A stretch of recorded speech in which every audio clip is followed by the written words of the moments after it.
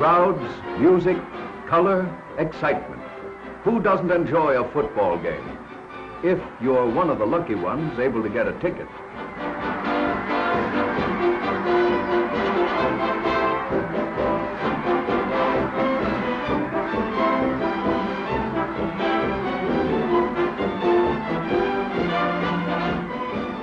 But of course, if you're not, well, it's just too bad.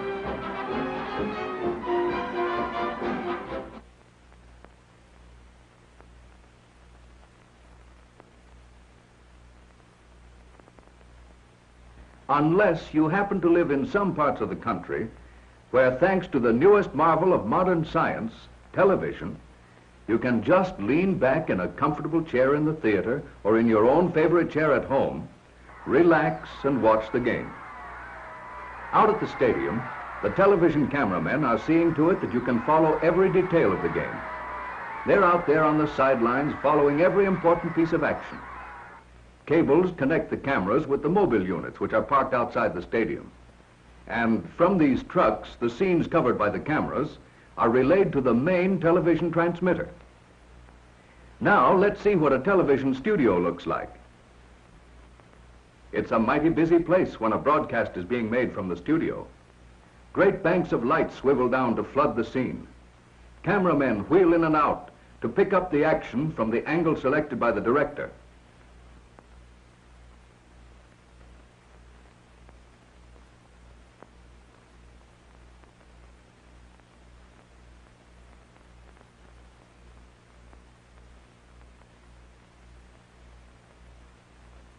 To keep the action continuous while costumes are changed, and while different sets are made ready, and action shown which could not take place on a small stage, portions of some broadcasts are made by projecting prepared motion picture film right into a television camera. Using the same actors and identical sets, the motion pictures are made in advance. The electrician, the cameramen, the studio manager, and the actors are all controlled by the director. His job is to see that the broadcast proceeds smoothly and without breaks, because the picture on the television screen must be continuous. Camera 1, move in close on the girl.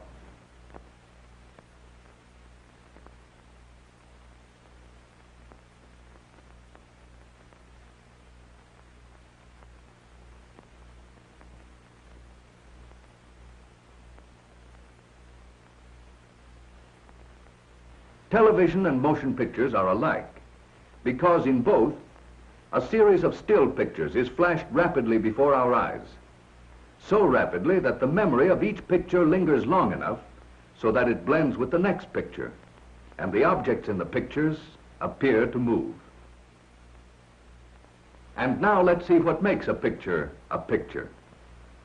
Look closely at this one. Closer still. Let's use a magnifying glass. Here we see that the picture is really made up of thousands of tiny dots arranged very close together. But normally, our eyes don't notice the dots, especially when the picture is being moved. This fact helps to make television and motion pictures possible. Television is simply a way of sending these dots from a transmitting station and putting them together to make a picture on the screen of a receiving set.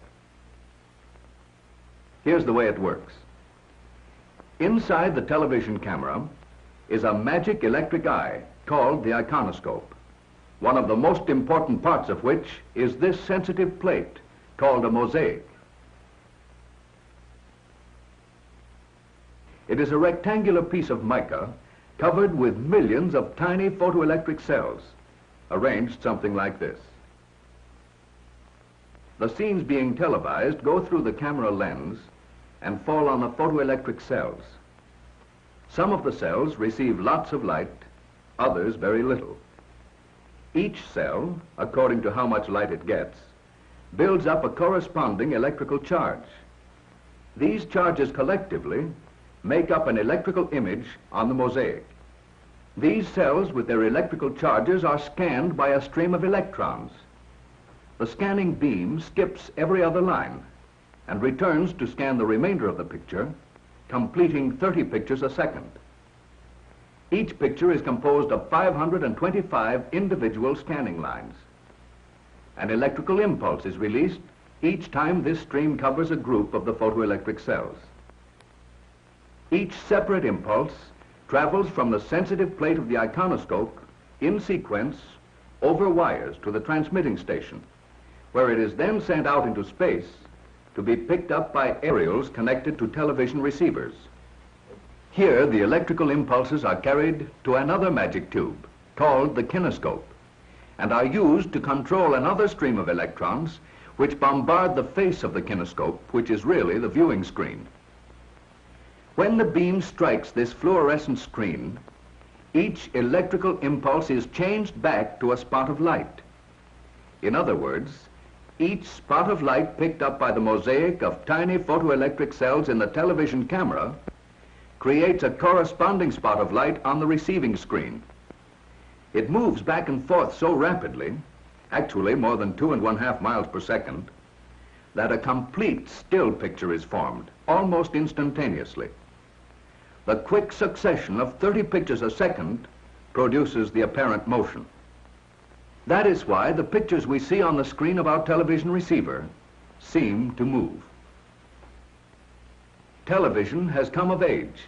Here, for instance, is a reproduction of one of the first images received on a television screen.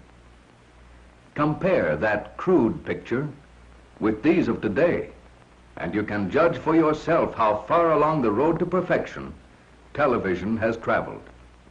It is bringing entertainment to thousands of people. Through its magic, we are able to enjoy a combination of the radio, motion pictures, and the stage, right in the comfort of our own homes, simply by pushing a button and turning a dial. Of course, television can't perform such miracles as this, yet. But perhaps there's no harm wishing that it could.